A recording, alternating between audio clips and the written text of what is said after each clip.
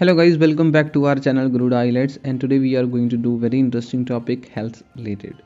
हम हेल्थ से रिलेटेड कुछ गवर्नमेंट्स के रूल हैं, कुछ प्राइवेट सेक्टर्स हैं, कुछ पर्सनल जो रिस्पॉन्सिबिलिटीज़ हैं उनके ऊपर डिस्कस करने वाले हैं। और ये हमारी जो वीडियो है 32 मतलब 32 ऐसी वीडियोस हम लोग बना चुके हैं।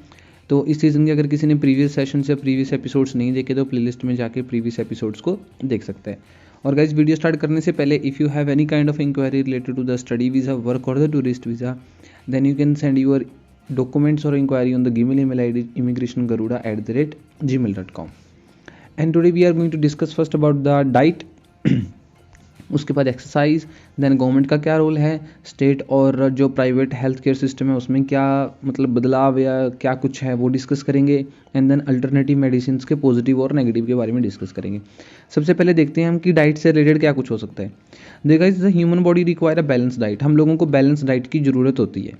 Balance diet in the sense कि बहुत सारे अमीनो एसिड्स हैं, ठीक है, बहुत सारे ऐसे विटामिन्स हैं जो हम अलग अलग जैसे फल फ्रूट से ले लिया, आपने मतलब कुछ जूस वगैरह से ले लिया, तो हमें एक बैलेंस डाइट की ज़रूरत पड़ती है।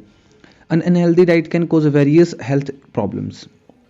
अगर आप लोग अनहेल्दी डाइट लेते हो कि किसी एक पर्टिकुलर डाइट में किसी एक प्रकार का जो विटामिन है वो मिसिंग है या किसी एक प्रकार की चीज़ आप कुछ ज़्यादा ही खा रहे हो, तो इससे क्या हो जाता है, हेल्थ प्रॉब्लम बहुत ज़्यादा बढ़ जाती हैं।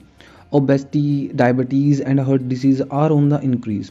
डायबिटीज़ है, जो हार्ट डिसीज़ है, ये बहुत ज़्यादा बढ़ रहे हैं आजकल के लोगों में। क्यों? देखो, ओबेसिटी बढ़ रही है क्योंकि जंक फूड बहुत ज़्यादा है, इसको आप जंक फूड से रिलेट कर सकते हो। And then there is a diabetes है, इसको आप रिलेट कर सकते हो कि आजकल के लोग थोड़ा सा ज़्यादा मीठा खाना पसंद करते हैं, उससे डायबिटीज़ बढ़ जाता है ना, कैविटीज़ हो गया, ये चीज़ें बढ़ जाती हैं। हार्ट डिसीज़ है guys, heart disease non veg जो है ना उससे बढ़ती है। अब डायबिटीज़ मेरे ख्याल से शायद शुगर से related, I don't know, but होता है ऐसा ही कुछ है। जो हार्ट डिसीज़ है वो नॉन वेज खाने से बहुत ज़्यादा बढ़ जाती है। Many people now days rely on the fast food और द प्री प्रिपेयर्ड मील्स। देखो, बहुत सारे लोग हैं वो बना बनाया, कहते हैं ना कि 2 मिनट मैगी, ऐसा कुछ। जैसे आपने ऑर्डर कर दिया, पिज़्ज़ा ऑर्डर कर दिया, आपने कुछ बना बनाया बर्गर ऑर्डर कर दिया, तो वो प्रीपेड इन द सेंस, शायद मेरे पे यहाँ पे लिखने में गलती होगी, तो प्रीपेड मील्स आप लिख सकते हो। Prepaid meal in the sense कि जो खाना पहले से बना होता है, पैकिंग वाला खाना हो गया, वो आजकल के लोग ज़्यादा खाना पसंद करते हैं। क्यों? देखो, इस चीज़ से रिलेटेड आप 2 या 3 फैक्टर्स को इंक्लूड कर सकते हो। सबसे जो पहला फैक्टर है वो तो है कि फास्ट लाइफ है, आजकल के लोगों की फास्ट ज़िंदगी है।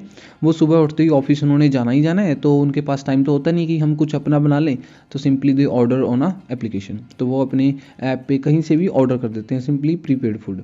And then the second thing is that they want to save their time, the same thing, वो अपना टाइम बचाना चाहते हैं।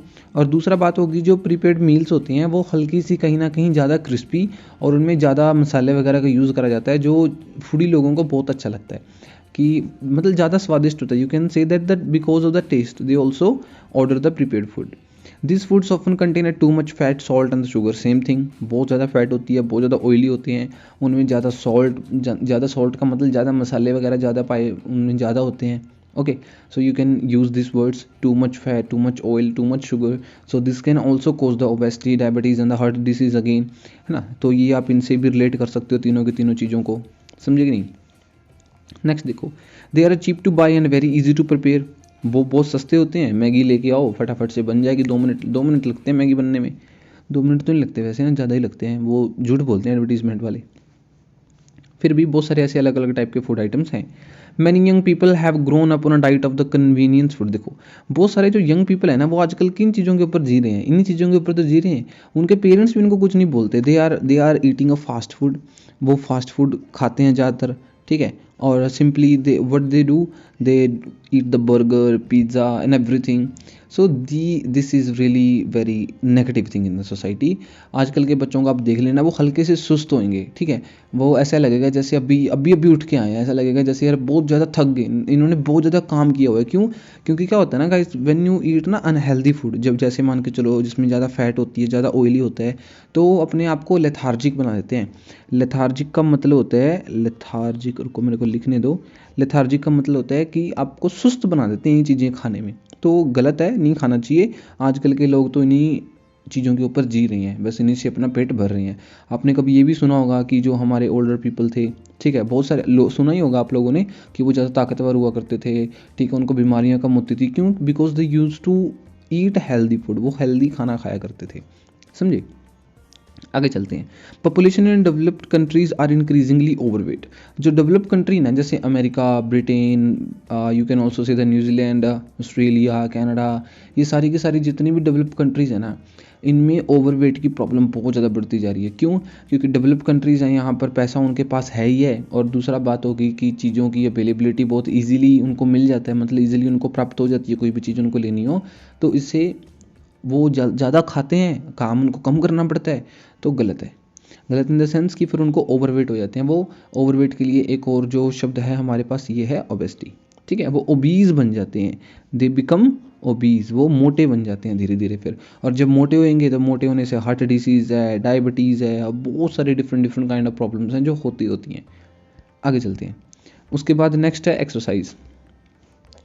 सॉरी, एक्सरसाइज पे देखते हैं। वैसे तो आप लोगों को पता ही होगा इन पॉइंट्स का, बट फिर भी हम फटाफट से इनको कवर करने की कोशिश करते हैं। Regular exercise is essential in maintaining a healthy body. देखो, regular exercise is really very important if you wanted to maintain your body healthy. अगर आप अपनी बॉडी को हेल्दी रखना चाहते हो, मेंटेन करना चाहते हो, तो आपको रेगुलर एक्सरसाइज करनी चाहिए। आप लोगों को इन द सेंस की रनिंग पे जाना चाहिए, योगा वगैरह करनी चाहिए, something like that. Exercise burns calories and help to build healthy bones and muscles. अपने को कैलोरीज बर्न करते हैं, जब हम भागते हैं, कुछ काम करते हैं, तो हम कैलोरीज बर्न करते हैं, समझे। और इससे हमारी बोन्स हैं और मसल्स हैं ज़्यादा स्ट्रांग होती हैं, हम ज़्यादा लंबे समय तक किसी भी बीमारी को झेल सकते हैं। Doctors advice exercise at least 3 times a week for 20 minutes। कम से कम तीन बार हफ्ते में, मतलब 3 दिन तो करनी चाहिए, 20 मिनट तक, आधे घंटे तक। Most people now days led a sedentary lifestyle. आजकल के लोग तो सेडेंटरी लाइफस्टाइल जी रहे हैं। सेडेंटरी लाइफस्टाइल का मतलब होता है आरामदायक ज़िंदगी, जिसमें आपको कुछ नहीं करना, बस बैठो, लैपटॉप पे काम करो, खाना ऑर्डर करो, खाओ, सो जाओ, सुबह उठो, भाई ये करते रहो। सेडेंटरी लाइफस्टाइल का मतलब होता है आरामदायक का, बस एक ही जगह पर बैठे बैठे, एक ही जगह पर पड़े हुए आप सब कुछ कर सकते हो, उसको बोलते हैं सेडेंटरी लाइफस्टाइल। आप इसको कंफर्टेबल लाइफस्टाइल भी बोल सकते हो। We tend to walk less and do desk jobs, है ना, बैठे बैठे काम करते हैं। डेस्क जॉब का मतलब होता है बैठे बैठे काम करना। वॉक लेस, हम कम चलना पसंद करते हैं। अगर जाएंगे भी तो आप बाइक ले लोगे, आप कार के जरिए चले जाओगे, तो हम बहुत कम प्रेफर करते हैं कि हम चलें। चलना आपको पसंद नहीं है ना, हम सभी को पसंद नहीं है भाई, आजकल की ज़िंदगी में सभी लोग ऐसे ही हो चुके हैं। Most adult relax by watching television. बहुत सारे जो अडल्ट्स हैं उनको बस गेम खेलते हैं, मूवीज़ देखते हैं, टेलीविज़न वॉच करते हैं। आजकल तो टेलीविज़न नहीं कोई देखता, बिकॉज एवरीवन हैव फ़ोन। हर किसी के पास मोबाइल फ़ोन और लैपटॉप है, कंप्यूटर्स हैं, हर कोई बंदा गेम खेलता हुआ आपको मिल ही जाएगा। तो उनके लिए ये रिलैक्सिंग एक्टिविटी हो गई है, ठीक है। जो कि देखो, आपकी फिजिकल स्ट्रेंथ में तो कोई काम आने वाली है नहीं है, फिजिकल स्ट्रेंथ में तो कुछ करेगी नहीं, आपको कुछ हेड अप करेगी नहीं, ठीक है। आपकी बोन्स नहीं स्ट्रांग होंगी, आपकी मसल्स नहीं स्ट्रांग होंगी, इसका नेगेटिव इंपैक्ट पड़ेगा, काउंटर प्रोडक्टिव बन जाएगा। क्यों? क्योंकि आप ओबीज बन जाओगे, ओबेसिटी आपकी प्रॉब्लम बन जाएगी, डायबिटीज़ बन जाएगी, हार्ट डिजीज़ प्रॉब्लम बन जाएगी, बहुत सारी अलग अलग प्रॉब्लम हो जाती हैं। Children play video games rather than doing outdoor activities, same thing. In the past, people were more active in their jobs and at home. लोग पहले ज़्यादा एक्टिव हुआ करते थे, ज़्यादा काम किया करते थे। देखो, अब इसका मतलब ये नहीं है कि आपको खेत में जाके मतलब ऐसा काम करना चाहिए जो मशीन कर सकती है, बट फिर भी आप वैसे पागलों की तरह लगे हुए। इन द सेंस कि थोड़ा सा स्मार्ट चलो, आपको थोड़ा एक्टिव काम भी करो, और अगर आप जो काम दूसरा कर रहे हो वो भी करते रहो, ठीक है। कंप्लीटली सेडेंटरी लाइफस्टाइल मत जियो, कंप्लीटली मत जियो अपने आप को कंप्लीटली, मतलब ऐसे ना ऐसी एक्टिविटीज़ में इन्वॉल्व करो कि जहाँ पर आपका फिजिकल जो इन्वॉल्वमेंट है वो कम हो जाए, ठीक है, जहाँ पर आपकी कैलोरीज बर्न ही ना हो। ऐसी एक्टिविटीज़ में आपको कम इन्वॉल्व होना चाहिए। नेक्स्ट देखते हैं। अभी देखो, गवर्नमेंट का क्या रोल है, बहुत बड़ी प्रॉब्लम बन गई ना ये भाई। ओबेसिटी प्रॉब्लम है, डायबिटीज़ है, हार्ट प्रॉब्लम है, कितनी बड़ी बड़ी मैमद प्रॉब्लम्स आई हैं हमारी सोसाइटी की, कंसर्निंग इश्यूज़ हैं। सो इन इश्यूज़ को टैकल भी तो करना है, फिगर आउट भी तो करना है आप लोगों को। तो गवर्नमेंट क्या कर सकती है इसमें? Government have a very crucial role to play, they have a very significant role to play. अब देखो, ये कितनी अच्छी लाइन है। बहुत सारे लोग लिखेंगे कि government can play a significant role. नहीं, आप लोगों को थोड़ा इनडायरेक्ट लिखना है। क्या लिखना है? Government have a significant role to play. थोड़ा इंटरेस्टिंग हो जाती है लाइन, और कुछ नहीं है, सामने वाले को पढ़ने में अच्छा लगता है और आपको बैंड जल्दी दे देगा।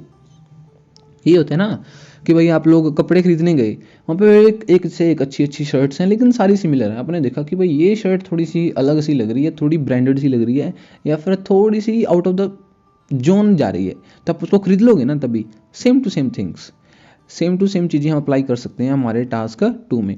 थोड़ा सा डिफरेंट लिखने की कोशिश किया करो, अलग लिखने की कोशिश किया करो, अपने अंदर के राइटर को थोड़ा सा जगाओ भाई। More and more people including young childrens are seriously overweight. Seriously overweight मतलब सच में बहुत मोटे हैं वो।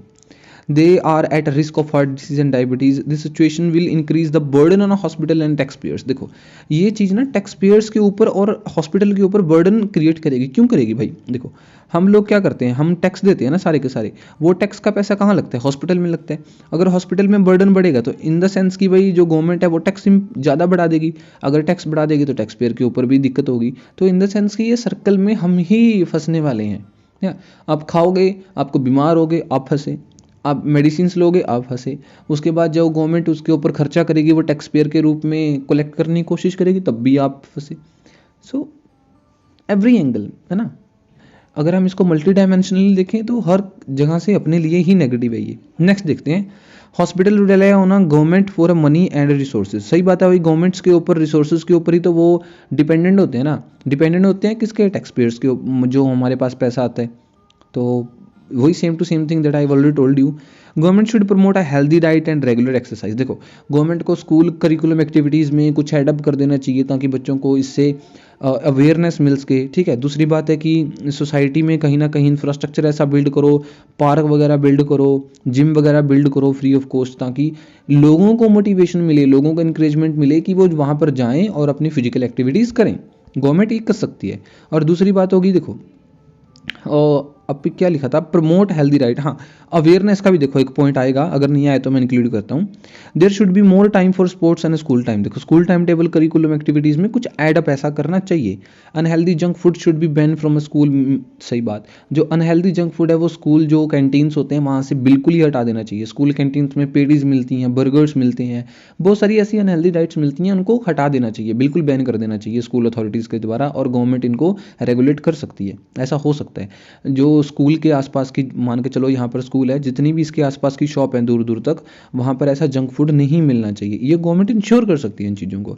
People need information about what food contains. देखो लोगों को इन्फॉर्मेशन मिलनी चाहिए। पैकेट्स के ऊपर वैसे तो मिलती है, कोई पढ़ता तो है नहीं, बट फिर भी मतलब उसको थोड़ा हाईलाइट करके दिखाना चाहिए लोगों को, भी इसमें कितना फैट है, कितना इसमें कुछ अलग अलग विटामिन हैं, कुछ अमीनो एसिड्स हैं, ताकि लोगों को अवेयर होगा, अच्छा इसमें इतना फैट है तो वही मैं नहीं लेने वाला इतना ज़्यादा fat, something like that. Food packaging must show the food nutrition content. वही same to same, food content और न्यूट्रिशन कंटेंट एक ही बात होती है।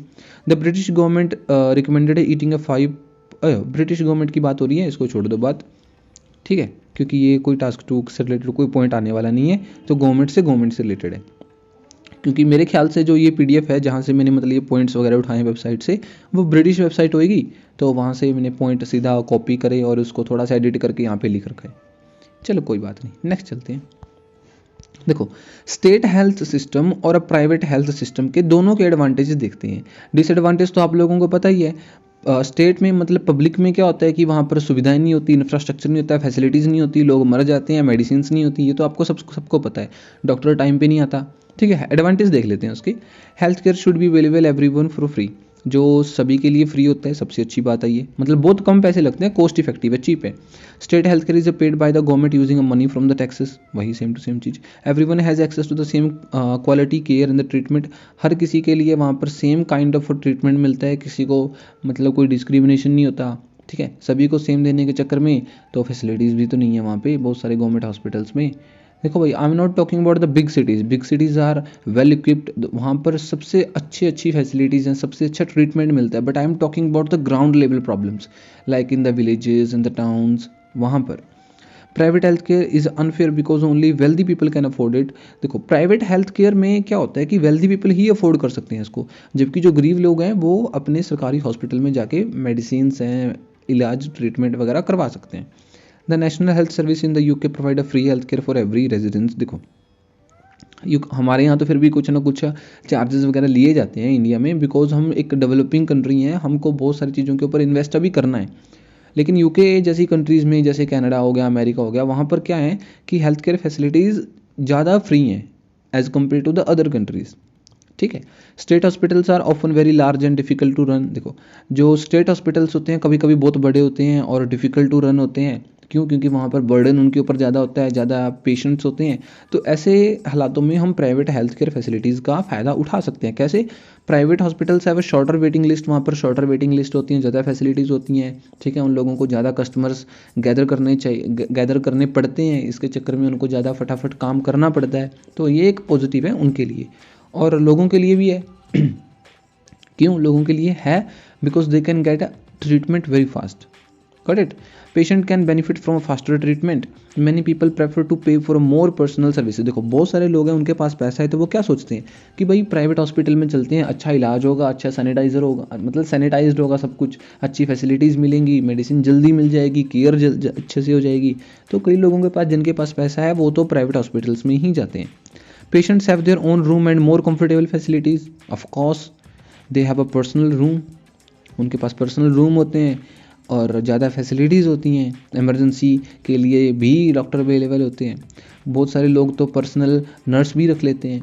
Alternative medicine positive. देखो अल्टरनेटिव मेडिसिन का मतलब होता है कि आप कोई एक मेडिसिन ले रहे हो, उसके अलावा आप कोई दूसरी मेडिसिन को ट्राई करते हो। इसमें ज़्यादातर लोग क्या ट्राई करते हैं, जो ट्रेडिशनल मेडिसिन हैं उनको ज़्यादा ट्राई करते हैं, जिनको हम एलोपैथी भी कह देते हैं। देखो people are increasingly using alternative medicine to treat illness. For example ये कोई बीमारी है, इसको मतलब कोई शायद मेडिसिन है, कुछ ट्रीटमेंट, आई डोंट नो, इसको बैक एक जो अपनी मतलब पीठ का दर्द होता है ना, बैक एक होता है, उसके लिए ट्रीट करा जाता है। अगर आप में से कोई मेडिकल का स्टूडेंट है जिसको इसके बारे में पता हो, then you can leave your opinions and your आपके विचार आप हमारे कमेंट सेक्शन में बता सकते हैं। Herbal medicine can be use to treat allergies. देखो हर्बल मेडिसिन हैं, बहुत सारी एलर्जीज और वायरसेस हैं, उनको ट्रीट करा जा सकता है। For example if I give my personal example, then I used many medicine to cure my skin problem. लेकिन नहीं मतलब मेरे को इतना बेनिफिट नहीं हुआ। Then my grandfather told me, then उन्होंने मेरे को बताया कि मेरे को नहाना चाहिए नीम के पानी से, मतलब नीम का उबला हुआ पानी से वहाँ से।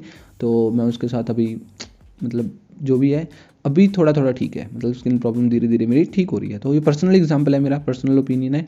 आप लोग भी टास्क 2 में पर्सनल एग्जांपल दे सकते हैं। हाँ सच, एक बंदा कोई पूछ रहा था मेरे से कि क्या हम टास्क 2 में पर्सनल एग्जांपल दे सकते हैं?